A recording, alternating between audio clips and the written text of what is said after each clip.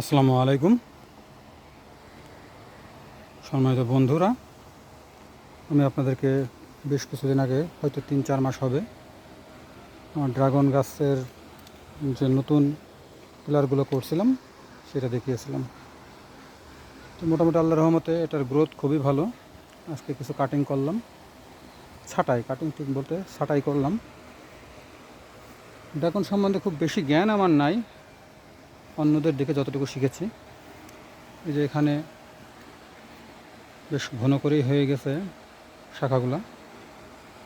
আশা করতেছি এবার আল্লাহ দিলে ফল খাইতেও পারি যদি দেয়, কিন্তু ঠিক জানি না হবে কি না, কারণ 3-4 মাস আসলে হওয়ার কথা না।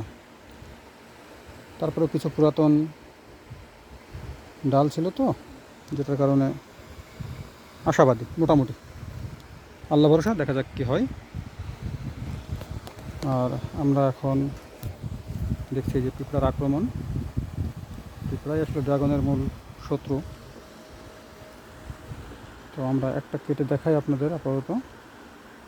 এটা কাটছে এই কারণেই যে পাশের ডালটা কোনো সময় নুয়ে পড়লে এটার উপরেই পড়বে, ফলে দুইটা এক জায়গায় হইলে বাধাগ্রস্ত হবে এবং ঠিকমতো শক্তি পাবে না। তো এই একটা রাখলাম, আর এইখানকার একটা রাখছি। একই ডাল দুইটা শাখা রাখছি। এখানে যেহেতু দুইটা হয়েছে পাশাপাশি, এখানে দুইটা রাখবো না, এই একটা রাখবো আর এইটা রাখবো না। এভাবে আজকের কাজ আমার এটাই। আজ শুক্রবার, বন্ধের দিন ছিল, চলে এসেছি ঢাকা থেকে। শুধু এই ছোটোখাটো কিছু কাজ করতে হবে, এই কারণে। আসলে এগুলো ছোটোখাটো কাজ হলে এগুলো অনেক সময় সাপেক্ষ ব্যাপার, এবং এই রোদের ভিতরে যে রোদ পড়তেছে, তো বেশ কষ্টসাধ্য।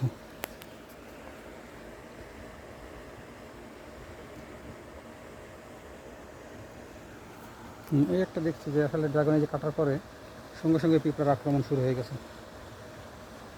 ড্রাগন বেশ সুস্বাদু ফল, যার কারণে পিঁপড়ার দেরি করছে না। এটা দেখেন অনেক গোড়ার থেকে এই শাখাগুলো বেরোচ্ছে। তো এগুলো তো আসলে রাখার দরকার নেই, কারণ রাখলে গাছের শক্তি নষ্ট হবে। এইখানে এই গাছটাতে আবার দুইটা শাখা বেরোচ্ছে, কারণ আসলে কোনটা রাখবো এটা নেই সন্দেহান। তো ওইটা যেহেতু সোজা করে নিচ্ছে, তো বেকাটাই কেটে দিই, তাহলে ওইটা একটু শক্তি পাবে।